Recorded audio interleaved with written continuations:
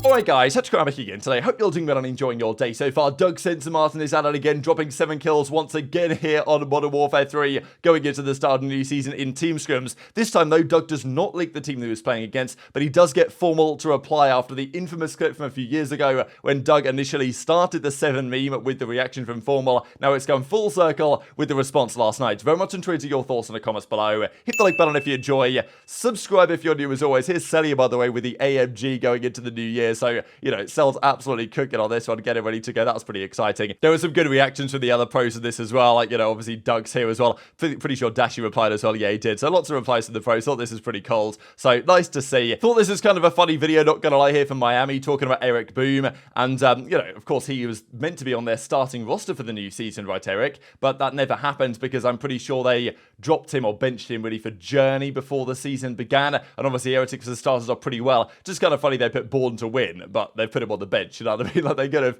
put him on the starting roster if they, you know, truly believe this words, but I thought it was kind of nice and wishing Erik the best this season. Maybe he's going to get back in the starting roster at some point. I wouldn't be surprised if a couple of months down the line, if Heretics are, you know, not struggling exactly, but finding themselves not where they want to be, they might consider changing things around on that roster. That's, of course, what they've basically prepared this season with the changes they've made. But right now, Lucky's not really going to be going anywhere. MettalZ is certainly not going to be going anywhere. JurNii looks pretty good, as, of course, does Vikul. So, you know, I think for now, they're probably going to stick with it. Of course, Jed Detain here in the Challenger side again. You know, every day there's tweets, and I just get more and more frustrated seeing them all because, you know, every day I think, all right, surely today they'll confirm something. But, you know, as Detain says, Connor's actually the biggest joke of an esports. Where is the schedule? Is anybody home over there? Like, you know, what's going on in challenges? Speaking of the schedule, I saw a lot of talk yesterday on what could have been with the COD League. Now, if you guys haven't been around the CDL so long, you actually won't remember this. And even if you were around, I still think people don't quite remember what was going to be happening when the CDL first launched. So you guys probably remember that the start of COD 2020, or let's say when the CDL began, they did all these home series, right? There was, you know, they went online eventually, but initially it was in London and it was in Atlanta and in Los Angeles, where they got only 8 teams attending, and there was, at the end of the weekend, a winner of that home series. It wasn't a great format, and to be honest, lots of people look back at that season as like, oh, well, these tournaments were just Mickey Mouse tournaments, because, you know, who really cares about winning those when OpTic might win one or Huntsman might win one, but FaZe weren't there? So, you know, is it a win? And then FaZe would win one, and then Huntsman weren't there. So it's like, well, what's going on here? And then Dallas would win one, and you know how it goes. It wasn't a great format, and sure, they kind of count for the stats, but I think people look back at that season and say, well, you know, not many of those wins, they all have a bit of an asterisk behind them, apart from, I guess, the World Championship, but even that was online, so it wasn't a great format, and since then things have been much better, having all the 12 teams at the events, but there are significantly less events than there were when there were loads of home series going down not that long ago. However, the home series concept was only brought in with a champion on each particular weekend,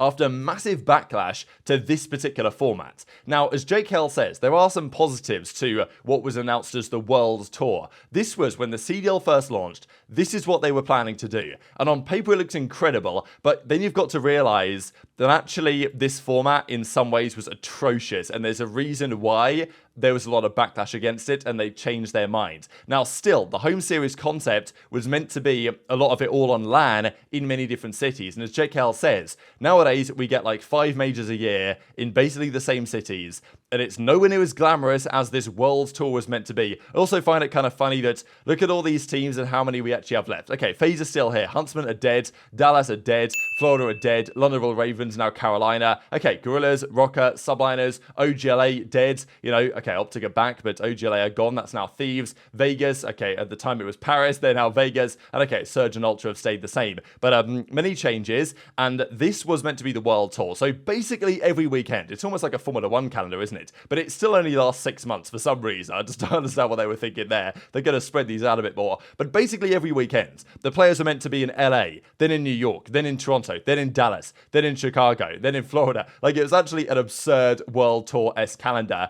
the idea, I guess, they'd taken it from sports or from, F1 or something, and the plan was, all right, go to a city for a weekend, play some matches there, and then move on. The primary problem, of course, though, with this format, as I'm sure you guys can tell, lots of these events were 2-day events, right? London, 8th to the 9th of February, 2-day events. And what this meant was that you weren't actually playing a tournament here. The teams were not turning up to play tournaments. There would be roughly 6 teams going to each of these weekends because they weren't going to get you to go from, all across the world, weekend after weekend. Like, you weren't going to be going from Minnesota to Paris and then to Seattle, then to Atlanta, and then to New York, and then to LA. I mean, it's actually absurd. On back-to-back-to-back weekends forever. Like, it wasn't every team attending every event. The plan was it would just be, 6 teams attending, and they would just play league matches. There was going to be no champion of the weekend. It was literally the league matches that we get now, but instead of playing them online, you would play them in person at the, in front of a crowd. But everyone would leave the weekend not caring because it's like, okay, well, great. Someone just threw another guy, but there's no winner. There's no champion of the weekend. I've just got to go home now and, see who wins at the end of the season, right? There was just a regular season when all the matches would be played around the world and then a champion determined at the end. So there was literally only one champion for the entire year, and the plan was that it would all be matches, which was a terrible idea. But in some ways, it's kind of an incredible idea, right? So they were trying to get the teams in all these different cities around the world multiple times a year. Like, it's awesome in some ways, but the way they tried to execute it was terrible. And then, of course, COVID came around, and it was a very different story. Now, let's be honest, this format was not good. There's a reason why they changed it to the home series, where at least there was some sort of champions during the season, although it still wasn't perfect. And then it went online anyway. To be honest, I think that the CDL in some ways was kind of saved by online because, this was not sustainable. There was no way the players flying across the world every single weekend to play league matches was going to go down well. But it also does in some sense show how far it's fallen, because there was literally meant to be 24 LANs. Okay, not really LAN events, but 24 LANs, and now we get 5 in the same cities. But we know that in due course it's going to change, and it's just how it is. People from regular sports come in, they think they know what esports is, and well, it doesn't work out. Now, we've seen quite a bit of drama with Doug over the last couple of days. We saw Gunless versus Doug. We're having a bit of a back and forth yesterday. We looked through, you're extremely whack, you're super soft, charming soft, offended by a joke and all this stuff, and then Gunless then clapped back, you're soft, your intellect wasn't your strong suit, you know how it goes. Now, Doug's pretty famous, of course, for dropping not many numbers and still winning games, and sometimes losing games as well, but of course he only posts the ones that he actually wins. This not long ago when Doug got 4 in 17, and the funny thing is about this particular title is that low kill games are more possible. Doug's never going to drop 7 on Black Ops 3. If he did, that's an all-time stinker performance, right? Even World War II, 7 is bad, because in that game there were lots of engagement. This game, 7, it's going to happen. There's going to be a few players in the league this year that are going to drop 7. Didn't GodderX drop 7 the other day when they played OpTic? Something like that. So it will happen. It will continue to happen. But Doug's whole thing is, dropping little...